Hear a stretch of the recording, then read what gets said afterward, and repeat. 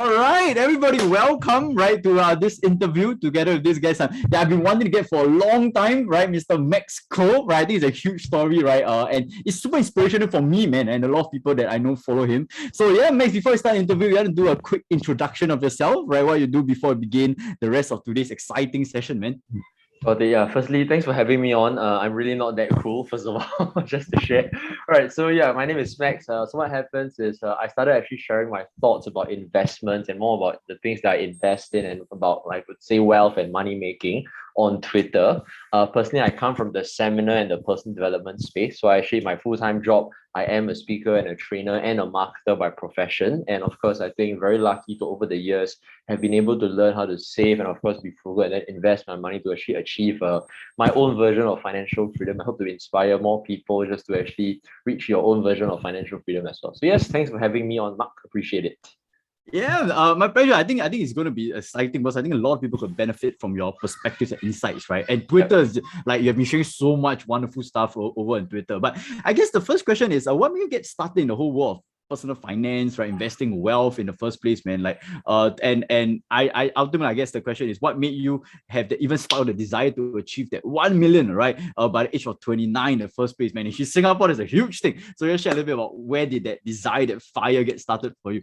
Got it. So I think firstly, before I kind of do the backtrack, long story, what have you, I think just gonna share openly until today, right? Because I mean, I'm not saying like a celebrity or what have you. I still feel extremely like uncomfortable talking about like my own seven-figure results, what have you. Even though I know I use it online as like a marketing hook, whatsoever, but it's still a bit uncomfortable. And I think I was talking to you before this session started. It's still a bit of an Asian genes within me, where it's like nah, I just don't want to talk too much about myself and all that. So to let you know, it's still a bit uncomfortable. I'm still trying to get used to this kind of attention because I think when I first started sharing my thoughts online, a friend of mine was because I was very resistant against like telling people how much money I had and my results and all that because you know you might attract the wrong kind of attention.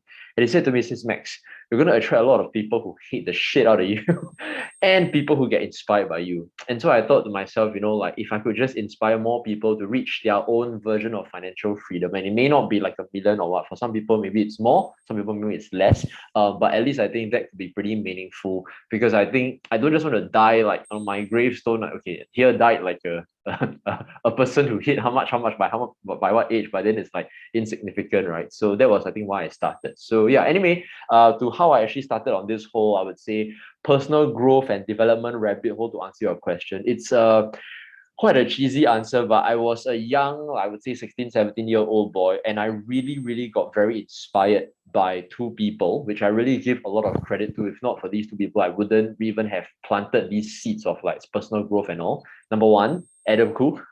Number two, Tony Robbins. And so I watched them, I transport them really by accident. I think it was one day, it was some Channel News Asia documentary that my parents were watching on like the world of motivational speaking. And you got to understand today, you talk about like motivational speaking and all these seminars, it's very common today. Everyone can be a coach these days, right?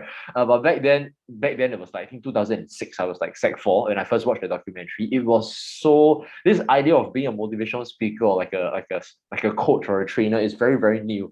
And I recall that very day after watching that documentary, was a half an hour like Channel News Asia documentary on like Adam Khoo and Tony Robbins about this whole seminar industry. I was so mind blown because I just watched and my jaw dropped. I was like, wow, there's actually a job you can stand on stage, make people laugh, and then you get paid really, really well. But of course, I didn't know that was just the Channel News Asia documentary giving a nice plot line to it. There's actually more towards that than such a simplistic thing. But as a young, impressionable 16-year-old naive boy, that really became my dream. And to share how insane it got into me, right? I recall back then, my whole room was filled with posters of like Tony Robbins, Adam Khoo, Robert Kiyosaki, and all of these like motivational people that I looked up to, right? And I think what happens is my own mom probably thought I'm a bit like weird or something because most 16-year-old guys would have like maybe I don't know, like young boy bands or girl bands photos up there, but mine was like motivational speakers here and there because that was really my dream. And I went around annoying all my friends, probably telling them that, hey, you know what, when I grow up, I'm going to be this thing called a motivational speaker. They looked at me like, what the heck is that even in the first place, right? Because that term is very new. But really, that's been my goal to really be on stage and inspire people. And the truth is, looking back, I still don't really know why I love it so much, because I'm an introvert by nature. You probably can't tell, because when I'm on stage, I have a stage persona that allows me to come alive. But normally after trainings or seminars, I'm normally the kind of person who I'll be in a corner and I prefer to eat alone and be alone, like don't touch me and don't disturb me. But I guess on stage, I think the feeling of really inspiring people, and over the years, having people just come up to you after seminars, after coaching sessions, and tell you like, hey, Max, that one story that you told me, that one line, that one metaphor, that to me was just saying in passe, but they will say things like, wow, that really changed my life and it really made me want to do this, do that, push beyond my comfort zone, so on and so forth. Just telling you or telling me a line like that, I would say the feeling is worth more than $1 million. Like money can never buy that feeling. So in a way, I guess, to be very honest with myself, I guess it's a bit of a selfish agenda where I love this self-help world, why I love doing coaching and speaking, all because of this just drive to wanting to keep inspiring more people and having that feeling of fulfillment and satisfaction, and that's what drove me. So yes, that's how I got bitten by the bug of like personal growth and seminar. And then of course, I think to kind of compress the story, that's how I also met, I think, amazing mentors in my life. I think I'll just give a big shout out to like Kelvin and Patricia, who are my very first bosses, gave me a platform to speak. And of course, I think you would know Mark, you probably know them as well, Wealth Mastery. It's a seminar company. It's a marketing company first and foremost. So we do digital marketing, Facebook advertising, and stuff like that. But when I first joined as a marketer, I always told them my dream, even though I'm a marketer, which I was contracted as, my goal is always still to be on stage, to speak on stage. And for some reason, they really saw, I don't know what they saw in this young, arrogant, cocky, hot-blooded young boy back then.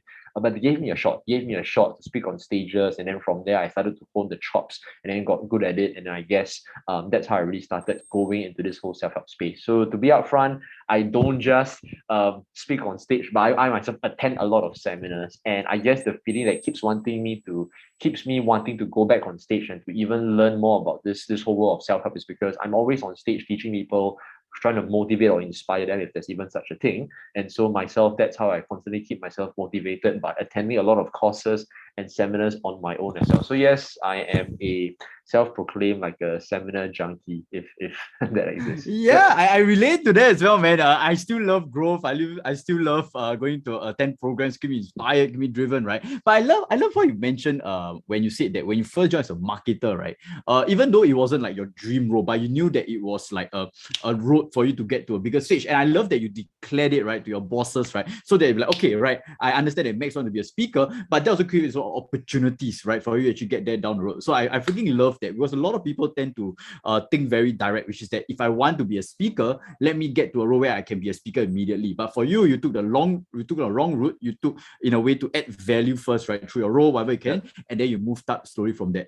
But yeah, I guess the other question, I think you point out a little bit where you said some of your friends were laughing, right? They weren't sure what you're doing. But I guess the question is, how did you get over that little like fear or like nervousness or like the embarrassment when you said you wanted to do something that most people would find like awkward or absurd? Because a lot of people, I think, out there, they might struggle with it as well. So how do you actually overcome that during that period of time? Got it. I would wish to give some like sexy transformational story where I I endured the late. They laughed at me, but then I kept persisting. But the truth is, I think I don't know whether I can swear on your channel, but I'm just bloody delusional. Yeah, I'm fucking delusional. Like that's just what I wanted, and my dream was to be a speaker. And I guess because of that, people always ask me this, and Max, were there friends who really laughed at you, like they really mocked you? The truth is, there isn't. Just now, I know earlier on I mentioned, I told them and look at me with a bit of annoyed looks, but they were still good friends. They were just like, so they didn't pour water on my dreams, by the way. They were just like, Max, what's a motivational speaker? So it's like I had to explain myself, but nobody really kind of poured cold water. So but then when I realized, when I said it, I'm like, but I don't know whether it's because I have very good friends or I'm just delusional and I tuned that out. So I wish I can give a better answer where I just persisted through, but I didn't really have any of that super negative feedback that kind of pushed me down. So, and I don't know whether it's because of same thing, right? Is this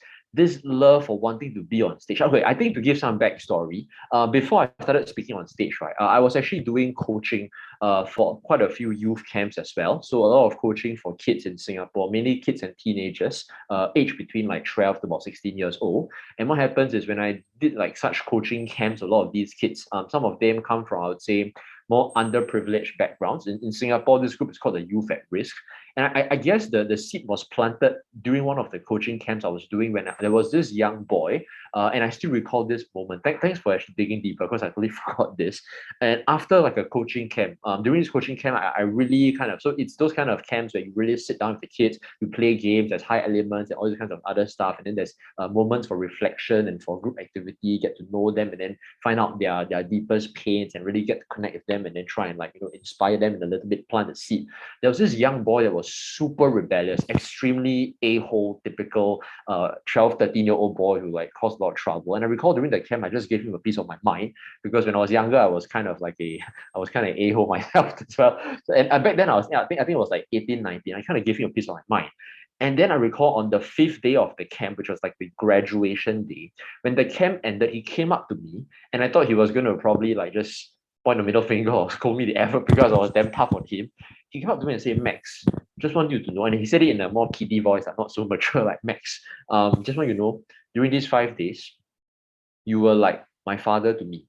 And because you probably don't know this, but actually I don't have a father. My dad's in prison due to doing some things that are legal, and I actually don't have my mom. My mom died when I was younger. I live with my ama, my grandma. And so in that moment, first of all, to clarify, when I'm 18, 19, I don't know what it's like to be a father. I have no kids, and neither do I have any kids that I don't know about. and so like I don't really know what it means to be a father, but just that line itself made me feel like, wow, I got hooked to that feeling of wanting to inspire more people. So this love of wanting to inspire, I guess, just was top of mind at all times, and it just kept me pushing past maybe the uncertainty I had, and maybe that's how I became so delusional. And it got to the point where I would say the lesson I learned here is that sometimes is there a price to pay to achieve your dreams and all that? I would say yes, there is, because I would say during my years working in wealth mastery as well, and of course like with Kelvin and Patricia, I would really, even though I was a marketer by title and by role at the start, I was really in all my free time learning everything I can about like speaking on stage, public speaking, running seminars, inspiring, how do you engage a crowd, and so on and so forth. So I was just in love with that side of the game. And so yeah, that I don't know whether that answers the question as to like how I circumvented the obstacle. Yeah. I think really what I'm hearing is really that deep level of desire, right? Because of what happened in the past. And I think more importantly is the fact you embraced it and you lean towards it. Because a lot of people have those deep level of desire, but because of whether is it what society says, fear, right, struggles, right, they might tend to avoid whatever maybe their heart was telling them. But the fact that you just lean into it and you just went for it, right? And spending, like say, any whatever free time you had on being a better speaker, right? It was just really focused and going for it. And that got you to where you are. But I guess the next question would be then, during your time of like, let's say being a marketer or being a speaker, right, were there any like huge challenges or struggles along the way, right? With the context that, because a lot of people might think that, all Max did was to join as a marketer, eventually became a speaker, and everything was smooth sailing from there. But what do you think were some of the things that you kind of like, you had to struggle, you had to overcome, you had to address, right, in order to actually get to where you were during that point of time as a speaker eventually for yourself? Yeah, so I would say, well, you're really making me dig out all the past memories, right? Because like I mentioned, I'm not very comfortable normally appearing in public. So this is one of the few interviews that I do, right? So I think for me, the biggest challenge as a speaker in the early days is, first of all, you look damn young. Like, to be fair, I'm 32 this year, right? Speaking to you. But like when I first started speaking on stage, I was only 22 years old. So you have the young looks, and then you look a bit nerdy and you look a bit out of place. And everyone in the class is like 2-3 times my age, right? Right. So number one, you look young. Number two, there were many, many times in my early days when I spoke and I said the wrong things. Either I was too naive or too innocent or just too cocky, whatever, kind of pissed off the crowd, kind of rubbed them the wrong way. And I got told off by my boss, Kelvin. And like many times that the audience just look at you like, who the hell are you? Like, that kind of feeling. And it's like you just want to dig a hole and just die. like so I've been through many experiences that I really don't wish on like my worst enemies, because it's so embarrassing. Where there was this once I went on stage, it was an audience of like 100 plus people. I never ever told anyone this in public before. I forgot what was the joke that I cracked. I wanted to crack a joke. It was a morning seminar, so just imagine 8 a.m. And 8 a.m. 9 a.m. the seminar started. Before that, from 8 a.m. to 9, there was heavy rain. So everyone arrived at the seminar. It was at Amaro Hotel in Tanjong Pagar, I recall. Everyone was like super sian. The rain was like damn heavy. The mood is damn dampened. I went on stage trying to like make them laugh, and I cracked some insensitive jokes, which I kind of forgot what the joke is. That I just know that the whole room was silent. And after I came down stage as a speaker, because at the back then I was kind of doing just a small mini segment, well, I got told off by like the event organizers and my own boss, and like it was just like I wanted to just like freak max, like fuck, like my dream of being a speaker, I'm just not meant to be. And I guess like what really allowed me to push forth over and over again, right? Was actually two things that till today it's still a very strong driving force in my life. Number one is actually this movie that I watched. I forgot who recommended it to me. I think it was a friend, but it has been transformational for my life since I was 23 when I watched it. And that's this movie. I'm not sure whether you've watched it before. It's called Jiro Dreams of Sushi. Have you watched it before? It sounds familiar, but I have not watched it before. Okay, got it. Definitely check So it out. it's about this sushi master in Japan. His name is called Jiro. So he runs a 3-star Michelin star sushi restaurant that's like you can't really walk in on. You have to make like bookings in advance in weeks and like even months before. And then you can't even make booking through the restaurant. You must make booking through like the hotels nearby and stuff like that. So it's super exclusive. But this guy's like a sushi master there. He's like back then when the documentary was filmed in like 2012 or 2013, he was like 80 plus. Of course, today as I'm speaking, he's probably in his 90s. And it was a 1 hour plus movie / documentary about this sushi master. And they were interviewing him about his like sushi skills. And this guy is like really like the top sushi mafia in Japan, like the sushi master of all masters. And they interviewed him. Back then he was like 80 plus, quite fit already, but like very old looking, but still quite healthy. And then he said, like, you know what, even in my dreams, I think of how to make sushi better. And in that moment I watched that movie, I don't know, is it the cinematography or the way the food and was filmed and everything, I actually teared up and I cried. And I cried not because like I was like touched or whatever. It's more like I felt so like it was so beautiful when someone can say such a thing, where even in his 80s he has the world ranking probably #1 in terms of sushi mastery or in Japan, but he's still trying to make sushi better, and he even dreams of making sushi better. And I think, you know, Japan, they are known for like their samurai spirit and their apprenticeship kind of model. In his restaurant, right, his apprentices must work in the restaurant for at least 10 years. I'm not kidding, 10 years, sugar, before they're allowed to make this thing called the tamago egg, you know, the egg sushi. Before they're allowed to make the tamago egg, they must work there 10 years. And then they were filming his apprentice and asking him like, so like, you know, just asking him how he felt when he was making sushi. And then this apprentice said, you know what, on my 10th year, when I finally, Jiro came up to me and said, you know what, you're ready to make the tamago egg, I just broke down and cried, because it's not, I just gave my life to that art.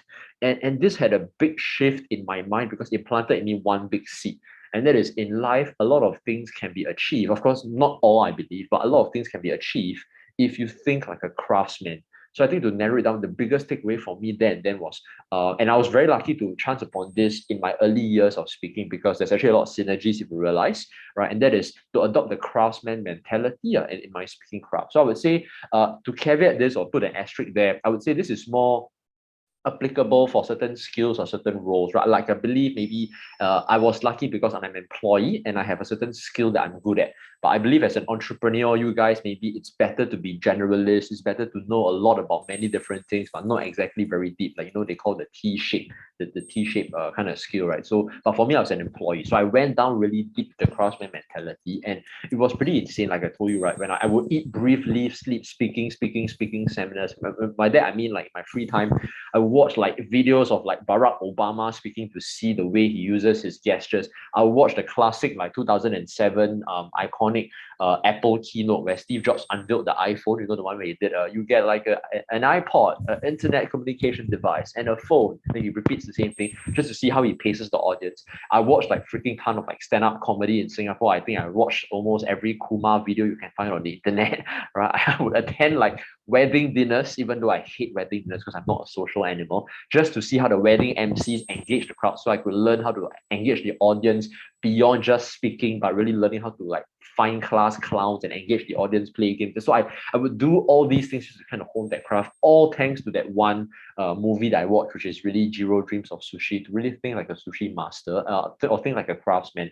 So that really helped me to push past a lot of these, I would say, struggles by knowing to myself, you know what, I see this not as a way for me to get rich or to reach the pinnacle of being the best speaker in Asia, what have you, but I just want to get better at my craft and know deep within every single day I'm getting better as a speaker, as a trainer. And I might not be the best, but deep down, am I climbing the mountain slowly? I am. And I think today I'm still in love with the joy of climbing that mountain. So that was the first kind of turning point. And then the second turning point was reading this book, which you could say maybe I'm just trying to find ways to reinforce my lessons because, like, human beings are all a bit biased. But this book was very eye-opening for me as well. I think it's called How I Failed at Everything and Still Succeeded. It's by this author known as Scott Adams. He's the creator of the Dilbert comics, right? So he writes about this thing where in life, goals are for losers, winners set systems. So that's the same thing. So, right, Max, let's screw the goals, even though, yeah, you should still set goals to give you a direction, like a direction to go and traverse towards.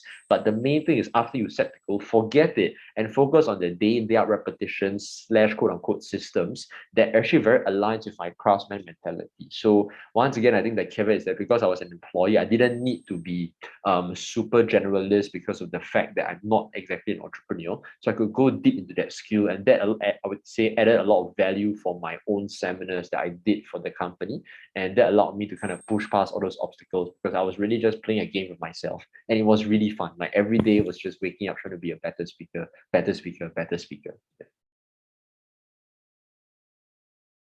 Yeah, I mean, like from just what I heard, right, it's freaking crazy, man. I mean, like the fact that you were so freaking inspired, right, to be a craftsman, to get getting better, right, and then applying, right, what you learned from it, right, just going out over and over again, right, and get I think navigating through the false, like you say, the embarrassing event, right, to keep going because you know there's all about improvement, right? And then I think the second thing we mentioned about the systems, right, to go about getting there, I think that just really encompasses why a lot of people are actually successful, not because they have wonderful goals, right, but actually they just fall back to the systems and keep getting better over and over again. So I think that's great.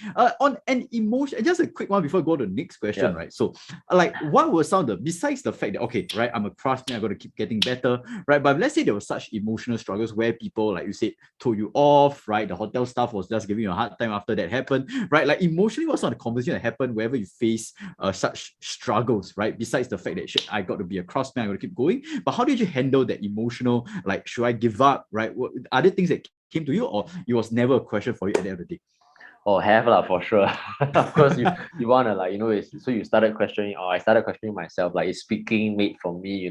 I suck. So all these that what we call the little voice, right? It just starts talking to you. So yes, I've definitely faced that, right? But I guess for me, I've always been, so I don't think I have the perfect answer in terms of like a formula for people. If someone's watching this and wondering how they can really be more optimistic, I've always been more optimistic as a person since young. So I would feel like shit, but then I would go home, sleep it off, and somehow the next day you wake up, it's still there, it still stings lah, to be fair, right? I mean, I can still recall it till today, but it's just there to just kind of, it just gets lighter in terms of the pain.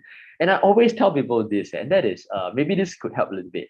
Having been on stage in front of 100 plus people and getting laughed at, and being so embarrassed, right?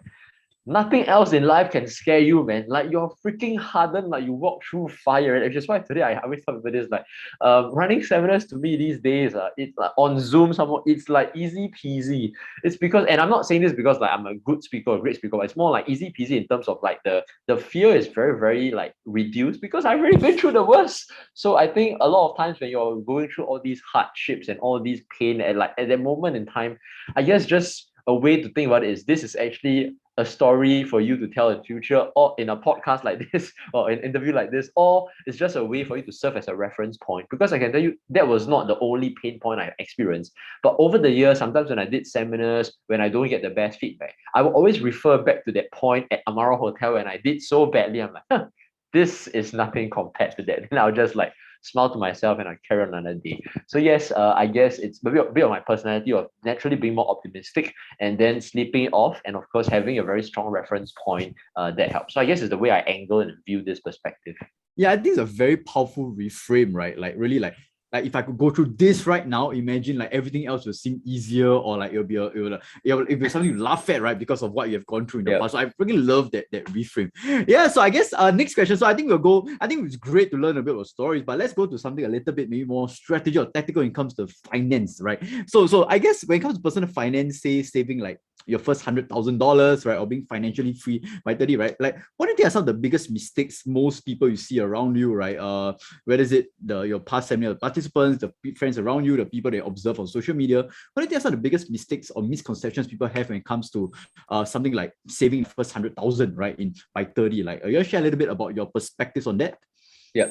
That's a good question, right? So I would say that for myself, and I think what I'm going to say might ruffle some feathers, but heck it, I'll just say anyway.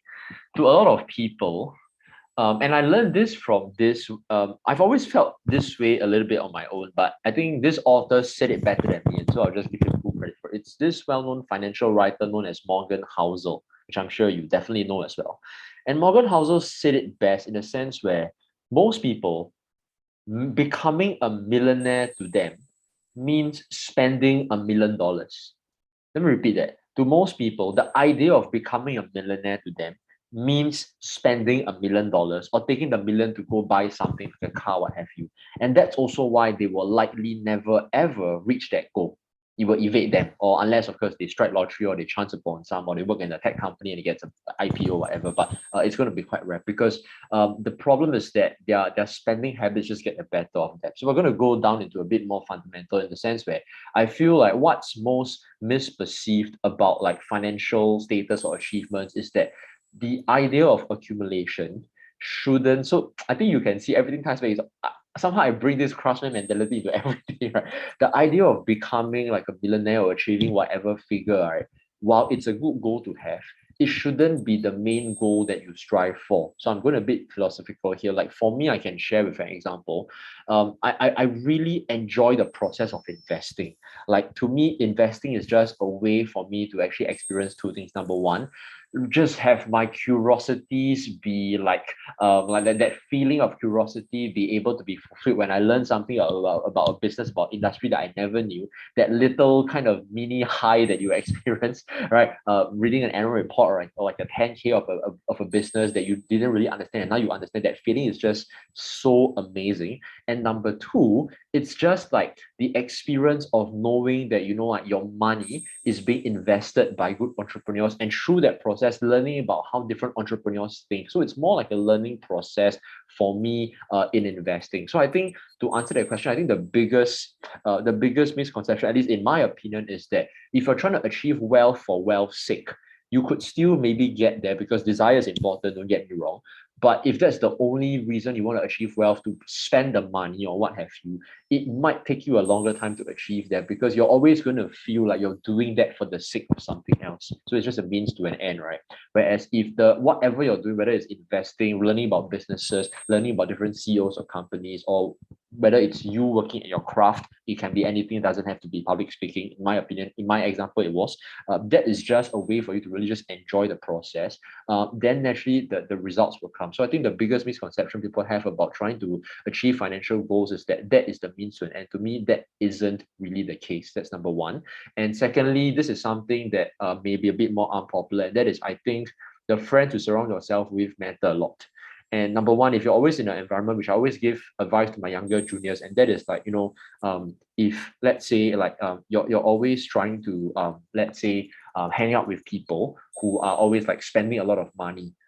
It's a means to an end for a lot of people. So I think the way to see it has to be something that you do because intrinsically you really enjoy it, whether it's like reading about CEOs, reading about companies, about businesses, or for me back then it was pursuing the craft of public speaking. So whatever the money making activities, it has to be something that's naturally enjoyable to you. I think that's number one.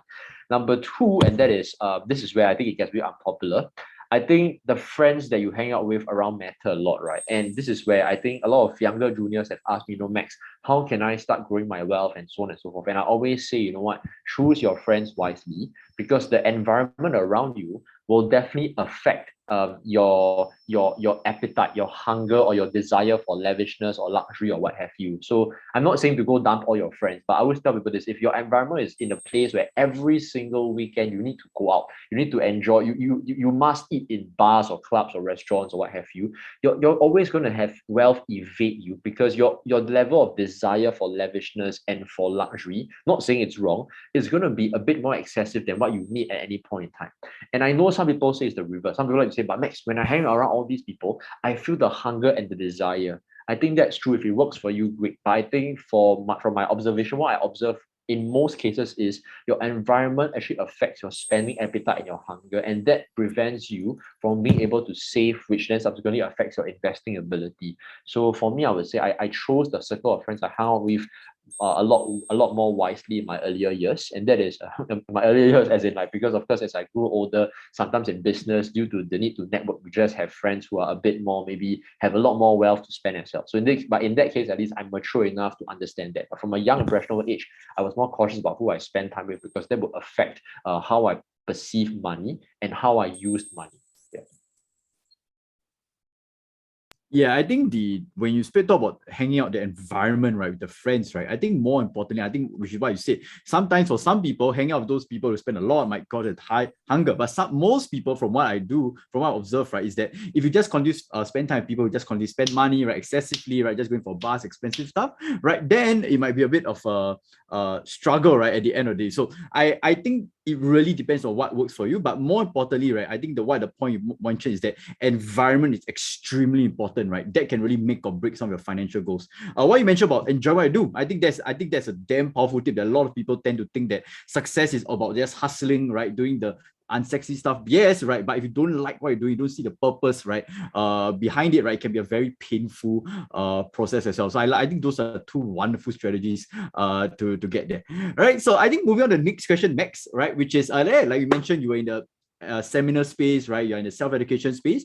So I'm sure you've taught a lot of students, right, in your time, right? A lot of investors, right? Different folks. So at least your own observations, right? What do you think are some of the biggest differences between folks who learn the same exact program, same exact course, right, but achieve way faster, bigger, better results versus that might still be not at the space they were like to be at, they're still a little stuck, right, and haven't made much progress. So what do you think are the difference, the core difference in your own observations about the characteristics, right, what they do, right? I think that could be very useful for the folks out there as well. Well, I love this. This is something I can talk non-stop about. So yeah, thanks for asking. All right. So and I can say this because I think number one, and I'm quite confident in these answers, is because, but of course I think everyone's subjected to their own opinion. But number one, because I myself, I'm a self-help junkie, so I spend a lot on different seminars. So I think I can say a lot from my experience. And number two, I also teach seminars. So I've also seen like thousands and thousands and thousands of students across the last decade, and seen the good ones and the average ones. So in my opinion, which also might be running contrary to what most people believe, I believe, right, if you want to succeed in any field, the key is to, at the start, right, go broad, and then not worry so much about focus. Focus only comes later. What do I mean? So at the start, when in my early days, when I first, whether it was trying to master investing or trading or making money from the markets, or back then in my early days, it was trying to make money selling stuff online, what we call online marketing, or as a speaker, you will attend one or two seminars, and then the speaker or the coach or the guru will always say, you know what, you want to focus on this one system to make it work. And I truly believe in that, right? But here's the thing where I realized over the years, and that's my own perspective, right? And that is, the focus is correct. But as a beginner, if today I'm starting out from scratch, right? And so let's say today let's use one example. Let's say an example of, let's say, trying to make money in stocks. Or like, so I start out from scratch. I'm a beginner and I know nothing about the markets whatsoever. The worst thing is I also know nothing about my personality, because I don't know what style suits me. If I go focus on this method and somehow this method doesn't work out, and the answer is always you should just continue focusing and just read out all the distractions, which I also got a lot of advice from. I realized that could work. But what if it doesn't? Because for some reason, this vehicle, so it doesn't mean the system is not practical. It just means that the system is not useful for that student at that point in time, because of one reason, that is the student doesn't have enough what we call like dots in their head to connect it. So what I realized as to what made myself, I would say, pretty decent at certain skills that I wanted to master was because I'm the kind of person, which I think I kind of gave some hints earlier on. I was quite obsessed about wanting to hone this craft. I would spend a lot of money on different seminars. I kid you not, like when I want to get good at speaking, I would spend like I don't know how many, over tens of thousands of dollars on different speaking seminars, and simply over tens of thousands of dollars on different investing, money making, trading seminars across the years in the different fields. And I realized, right, it wasn't that any of the systems didn't work, or it wasn't that this last system that I chanced upon was the best. It was more so as because I finally was able to experience it. Like, you go for like a tasting sampling session, and you tasted all these different things, and you found out what you like or what you didn't like. But more importantly, you found out what suits you or what doesn't suit you, such that when you come upon the last system, right, somehow the whole mosaic, everything just connects. It's like you see the matrix like that.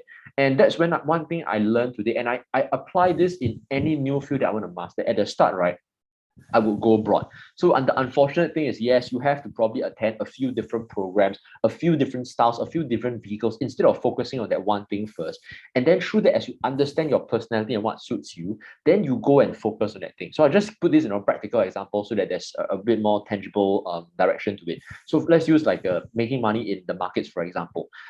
In my early years, I can share with you something interesting. Like, I never thought investing would be my cup of tea. Like, when people told me about investing, so I knew about Warren Buffett since I was young because I'm in the self-help space, so he's always talked about, right?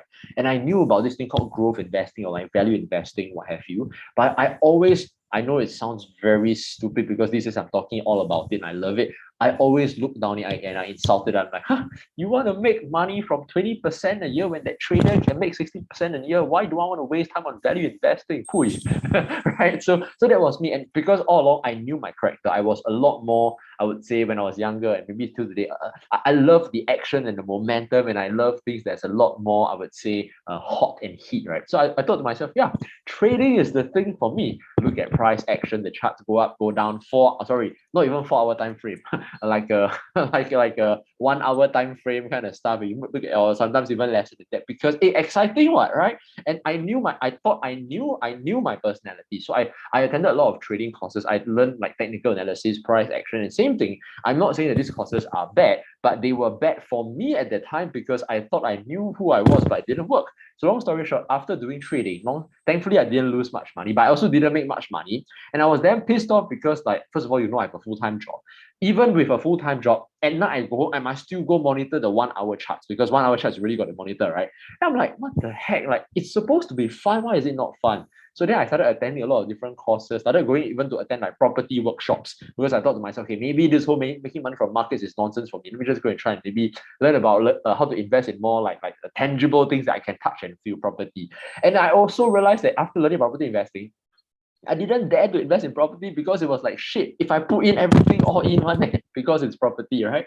So I'm like, so even though I attended a few property courses, I also didn't take action. So I can tell you the truth, right? I felt like shit. I was like, wow, Max, you attend almost every like make money seminar under the sun. Nothing works for you in terms of growing the wealth. Yes, you have money from your job that saved up well, and because I'm quite frugal, but you suck at growing money, man, Max. So I'm like, wow, this is not meant for me. And then I was like, yeah, but Max, just continue giving it a shot. So attend a few more seminars, and then I attend another seminar on like deep value cigar butt investing. And then I also realized it didn't work for me. And then that was how just nice I chanced upon, which I think he was on your show before, Kelvin Sito. And that really, he was the one who opened my eyes to growth investing. I think, to give all credit to him, I know you also wrote about him as his like your number one board of advisors in investing. So he is mine too, very generous, very amazing mentor that really opened my eyes to the world of growth investing. And I'm so thankful for. But at the same time, would I say like Kelvin Sito or whoever, that last person that taught me investing, is he the messiah? No, he isn't. It's just because I went through that whole route. And finally, when I chanced for investing, growth investing or specific proper value investing taught by a correct person, I'm like, wow, this whole thing clicks with me because I've understood the pain of monitoring charts for every hour. I've understood that property investing is not something for me. I've understood all the different things that's not for me. When that thing happens, it clicks and I went down fully. As compared to I plan an alternate reality, if let's say today, I learned about value investing as the number one thing. Hey, things may have turned out very, very differently because of the fact I don't have the full appreciation for it. So I can tell you, when I chance upon proper growth and value investing, somehow the dots just suddenly, like, the matrix just opens, like Neo just eats the pill and like everything you see the light. And but I would say yes, that's what I feel. It's the way I would say may not be the most popular answer, but I will always encourage people, if you're new to a field, the keyword is you're new, that's the caveat. Go attend a few different programs, experience a few different vehicles. Only then, after you kind of have a bit more experience, gradually then you go focus. Like right now, I'm very focused on investing. And right now, if you tell me to go like open new vehicles, I might still go there just for exposure and general knowledge, but I want to focus because that's how you really go down the T shape, right? But at the start, I went broad. And I would say this thing was the same thing when I actually learned it. Was the same experience for me when I learned about making money online, or what we call starting online business. I learned about SEO, I learned about copywriting, selling stuff on eBay, WordPress, Blogger, all didn't really work until I found a system with Kevin and Patricia that they taught me that worked for me. But same thing, it was the dots that connected after a lot of trial and error that figured out who I am as a person. So yeah, long-winded answer, sorry. But yeah.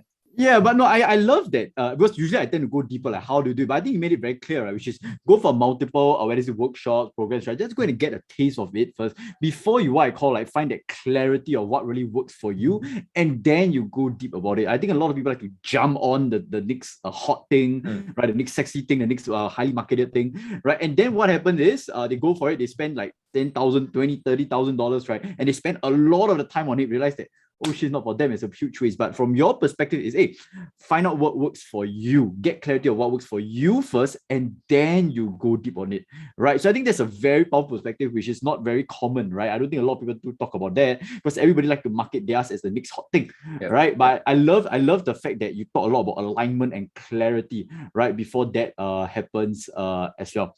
Yeah. So I guess next, finally, I know there's a bit of time. I would love perhaps sometime down the road to have a part 2. I think that'd be wonderful. But yeah, I guess next question is as of right now, the time of the interview, as this day of the interview, right, it's about March 2022. The markets are going a little bit crazy, right? Things are volatile, right? Oil price going crazy. There's a whole war. Like, so I guess a little bit like what's some of your advice for maybe like folks who are either inexperienced or just worried and struggling, right? If you share a little bit about your approach, your thoughts, right? Hopefully that could help some of the folks that's out there right now as well. Got it. Yeah, I share with you something. You know, like I was very looking forward to come on to your interview because I'm like, yeah, finally someone, and I know you have investing experience, but it's like finally someone who's not really an investor interviewing me, because so far a few of the interviews I did is all the investing. The whole interview is about, Max, what's your thoughts about the market? How will you play the situation, the Ukraine-Russia crisis? And I'm like, okay, yes, so refreshing. We can talk about everything but investing. And then this question comes up. Okay, just joking. Okay, so I think I'll just give like a more straightforward answer from my own real thoughts. And that is, I actually see it in two ways. Number one, I'm not going to go down the same rabbit hole because I know like everyone else probably has the same answers, and people who are more experienced than me are already telling anyone who's watching that number one, at this point in time, never go all in. You want to dive, you want a DCA or dollar cost average in the market, because if you go lower, it's very uncertain because of inflation and stuff like that. So I won't go there. But for me, I would say my answer as to how to actually maneuver the current volatility, I will split it into two buckets. And same thing, you notice everything ties back to really knowing who you are, which may take some time to discover. Number one, if you're a super new investor at this point in time, right? I'm going to say something unpopular, and that is, I think if you're a very new investor at this point in time, and knowing yourself, that like you are someone who has no idea whether you can endure volatility or not, right? At this point in time, go learn how to invest, but don't invest much money or even stay on the sidelines. And I know this rounds counter into the, in fact, I'm even shooting myself in the foot because I'm launching an investing program, right, for beginners. But I would say that's because, right, there's one issue, and that is, I think everyone's talking about, now is the best time to go in and DCA. You should never waste this chance because in 5 years from now, all these compressed multiples will just pump like a spring. And I agree. But the problem is, as a beginner, which we have seen in the last few months, I'm sure you yourself, Mark, you have seen a lot, when people don't really know who they are as an investor. I've seen so many people whose put options or whatever leverage or margin got called and all that. And like, I think the money can always make back, no matter how huge it is. You can always make back. It's pain, but you can always make back. But the peace of mind, the appetite affected, to me, that's not worth it. It's not worth it. And the problem why that comes because they don't know their own personality. Everyone thinks, oh yeah, in the bull market, everyone also will say, I think I can take a 50% drawdown, no problem, man. 50% drawdown, everyone cannot sleep, right? So I realized that if you're new and you don't really know whether you can take the volatility, go learn about investing and maybe enter a bit, but don't go crazy in this period, unlike what many other people are encouraging you to do.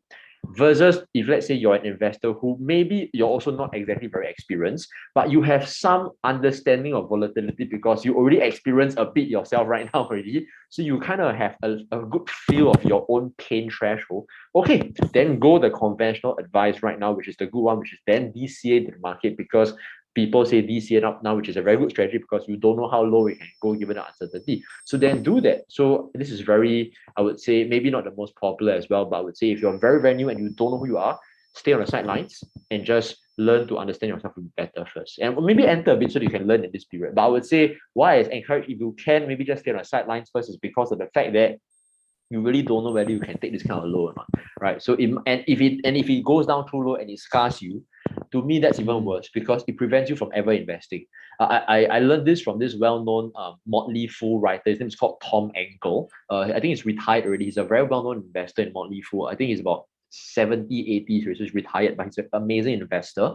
He says this, like, investing should be fearless, and that is in your early years of investing is so crucial, which is why I think it's so crucial that investing beginners get the footing right, because if in the early years, right, you lose money or you're scarred by investing. And when I say lose money, it doesn't mean like losing the whole net worth. It can be just losing a bit. But to some people, I think we know people like that. They lose 1K, 2K, they also cannot sleep already, right? And if it scars them from ever investing, right, I think that's even more sad because then an avenue or a vehicle to grow wealth is eliminated for you. You've got to find it from some other path, which may or may not be suitable. So I would say for a beginner, slowly go in and maybe even stay on the sidelines if you're not comfortable. It's okay, you don't need to rush. But if you're a bit more used to your own pain threshold, okay, yeah, then DCA in. And of course, I think more importantly, which is what me and my co-trainer Thomas always tell people, and that is at the end of the day, for investing, which I'm not going to repeat here because this is not really an investing seminar, that is know what you own and think like a business owner. I always give this simple metaphor. No business owner wakes up every day checking their net worth, number one. And it sounds very stupid, but I mean, today, Mark, you yourself run a business, right? Master implementers. No sane business owner every day will go in every day on their computer every morning. Just imagine this with me, on their computer, auction their or list their business on an auction website, see how much people bid for it, but they have no intention to sell. They just want to see how much people bid for it. Then if people bid very high for it on that day due to luck and demand and supply, wow, they feel on in heaven, right? Yeah, that they feel super happy. And then after that, the next day, if people bid low for it, they feel like shit. So you wouldn't do that if you're a business owner, right? So I always ask people this. Then what's the difference between this and checking your stock price every minute? Isn't it the same thing? Right? It's a business after all. So and then when you put this into this perspective, it makes a lot more sense. So at all times, when you can think like a business owner, you're able to see through a lot of these random noise that what you're very used to doing because of the human nature to want to see signals and moving targets and actions. So yes, that's how I would encourage people to think about your moves in the markets today. Yeah, I think what you shared, right, is something that is not popular out there, right, for different reasons. But I think you add a lot of a context of the emotional perspectives of it, because logically it might make a lot of sense, but ultimately because we are humans, right, emotions get in the way, right? And so if you can't handle the emotions, whatever strategy, you have the best strategies in the world, right, you might not be able to handle it, right? And then you might fail and struggle, right, at the end of the day. So I think I love the added element, and like I said, right, for experienced folks, right, in the long term, right, DCA, right, I think then we can get towards that at the same time. So sorry, yeah, I just chip in something. Sorry, yes, for sure. Sorry, sorry to cut you off. You nailed something which a bit itchy. I need to speak. Like you nailed something which is so true, and that is, I think, someone that I read on this investor that I have a lot of respect for. His name is called John Harris. So John Harris is a well-known investor. I think he runs part of the Sequoia fund, and he said this thing which, Mark, you just said it so beautifully. He said investing is more of an emotional activity than an intellectual one. And wow, when I read it, it was like, boom, it's so true. And you nailed it so well. Because like at the start, you can know everything intellectually, but if emotionally you cannot take it, or if emotionally you get too excited and you sell too early, it's going to be a bad outcome eventually. So I think the key is to know your emotions. And how do you know your emotions? By slowly going in to get your feet when understanding, instead of rushing just because everyone says now's a good time to buy. right? So yeah, thanks Mark for sharing that. Yeah. Okay. So follow up, because I know there's time, there's a bit of running out of time. But Sure. if you had to advise like newer investors, right, to learn how to manage their emotions, right? Any tips or advice? Just a like quick one, like how did you manage your emotions when you're first starting out, right? Because I think that could, because I always think that something is missing in the seminar speech, perhaps for investors, right? It's like a emotional mastery program for investors, right? But yeah, any like tips, advice on that aspect? I think that could be, yeah. I think I'll just give one or two tactical tips and advice. Number one, delete your fucking stock brokerage app. Sorry for swearing. Yeah, and I would say not everyone agrees with me. Some people say, but Max, having a stock brokerage app allows them to go in to see the prices if there's discounts on sale. So number one, I always tell people this: why do you need a stock brokerage app? It's the same thing. If today you run a business, there's no such thing as a stock brokerage app. And for me, I can share. By the way, my actions a bit extreme, so it may not be suitable for everyone.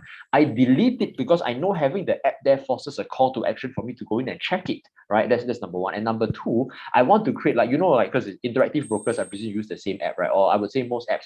When you want to re-download the app and go in again, you have to set up the formatting to your liking, everything. It's a lot of pain. But I do that because I want the barrier to entry to be high, so that it forces me, if I want to, but just to share some context, when I want to buy a stock, what do? I download the app, I make the sale, I buy it, then I delete the app. Then people say, Max, you sell. But yes, I want to create a kind of high barrier to entry so that it forces me to rethink whether I really want to buy and sell, which is how it should be thinking like a business owner, right? As a business owner, you don't flip it day in, day out. And then people will say the biggest objection, but Max, hey, you don't have the stock brokerage app on your phone. How do I know if the market's on discount? I tell you what, folks, if the market's on discount, you will know. Your mother will tell you, your auntie will tell you, your friends will tell you. I mean, you know that, right? Like if the market's on discount, you confirm will know what the news will tell you. So don't worry about the market on discount. I don't know. That's nonsense. Just a way for you to give an excuse that you need to go and check. And I always tell people this: when you keep checking, like just having the app that induces, this is a marketing term, it's called a call to action. Having something that induces call to action. And the call to actions, what does it induce? It induces you to do something because the human nature has one big weakness, which I will have as well. The human being cannot look at pain and then not do anything. I always give this metaphor. Like imagine today, just a random sadistic example. Let's say today, Mark, like I slash you one time with a knife, whatever. Then you're bleeding, which I won't do in real life, I promise. Then you're bleeding, right? You're bleeding. No sane human being will look at the pain and the blood dripping out like, okay. I see. Stay zen. No person will do it. What will you do? You will try and wash the wound, stop the bleeding, stop the pain, whatever. It's the same thing. When you go into your stock brokerage, you see the whole thing is red. The need to stop the pain, what do most people do? Sell the position. Sell, which is pain on the spot because you realize the loss. But it helps you to feel better because you no longer see the loss. It's out of sight, out of mind. Same thing, what? It's like putting the plaster, washing the wound, stop. Like you want to just do something. The worst thing to not do is don't do anything. Same thing. That's why having the app there is a stupid call to action. So I would say that's a tactical tip to share with you guys. And number two, how to think like a business owner. This is a bit more extreme. I think the languaging matters a lot. And I normally in interviews, I don't do this because it allows my vocabulary to be a lot wider. But I can tell you in real life, right, I try not to use the word stock. I always use the word business. And this is a bit insane. I just want to make myself at all times think and act and behave like a business owner. So sometimes when I'm talking to friends, they get a bit annoyed. Like, I will literally tell them, like, hey, have you checked out the business of Facebook? Then they're, Max, why your languaging so weird? Why don't you just say, hey, have you seen the Facebook stock? Like, why? And then, yesterday night, I decided to buy a small piece of Facebook. Then they look at me like, Max, what? You bought the Facebook stock, is it? Yeah, I did. Like, Max, why don't you use the word stock?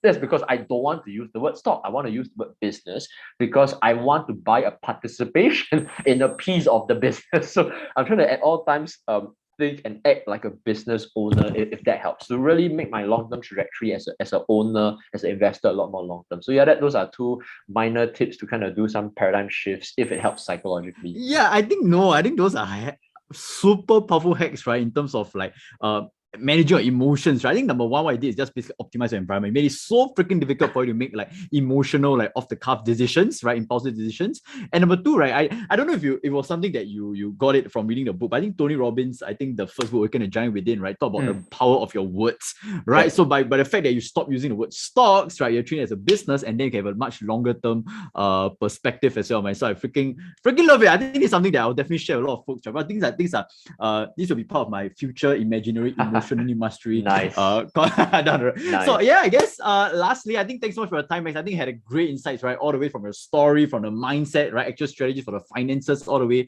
to investments. But any last words for our audience here? And I think where can audience find you, and do share more about your value investing program, right? To share the folks who might be interested as well. Sure, thank you. So, just to share, I don't work in a fund or anything, so you can't find me as an investor in any office, what have you. I'm not like a fund manager, what have you. So you can find me. I share my investing thoughts online on Twitter, which I do post pretty frequently, almost daily. So my handle is Hey Maxco, which is HEY Hey Max MAXKOH. So that's my Twitter handle. I post about investing thoughts and just sharings on like business owner thinking mentality. And of course, yes, recently me and a good friend Thomas Chua, we actually launched an investing course which is called Zen Investing Mastery. Okay, which is kind of vibes with my biggest belief that real investing, it's more of an emotional activity and not an intellectual one. And that is, if you can stay zen at all times, you'll be able to understand yourself and be able to maneuver through all the volatility. But when I say that, this is not going to be a course on just teaching you to meditate, whatever. It's none of that. It's more like teaching you to analyze the business, know how much it's valued, learn about the balance sheet, the income statement, the free cash flow, and all these things, to think like a business owner, and even the management who's running the show and analyzing the annual reports and even the CO transcripts and all these things, so that you know the business crystal clear, and allows you to stay zen, quote unquote, during market drawdowns and take advantage of buying opportunities, or know when to buy, when to sell, when to hold. So yes, that's also on my Twitter. You can actually go over to my Twitter handle or profile and find it, or just DM me, and I can share with you the link to the course. But you should be able to find it on my profile as well. So I think the final words from an investing point of view to share with you, Mark, for your listeners or whoever's listening, is I think number one, think like a business owner by once again seeing things from a long-term perspective, by knowing your language and setting up the right environment. And number two, I think the ability to invest your money, it's a very, very powerful skill, but you will not be able to enjoy that if you don't even have money to invest in the first place. So I've always encouraged people, the environment, the friends, and the skill set, or I would say the how you structure the friends around you matters. And the way to get there is by actually choosing your friends wisely. Number two, having a craftsman mentality to build the skill set needed to help you acquire capital, which you can then go invest. So yes, thank you so much for having me, Mark. Yeah. Oh, nicely summarized, man, through the interview. But yeah, I think thanks so much, man. I think that's really wise, because I think a lot of people got a lot of value from it for sure. But yeah, so I think with that, thanks again, Max, for the interview. I think I had a great time. But for the rest, I'll see you guys for the next interview, right? And I'll see you guys all guys soon. Bye, folks. Thank you. Bye. Thank you, Mark. Thank you. Bye.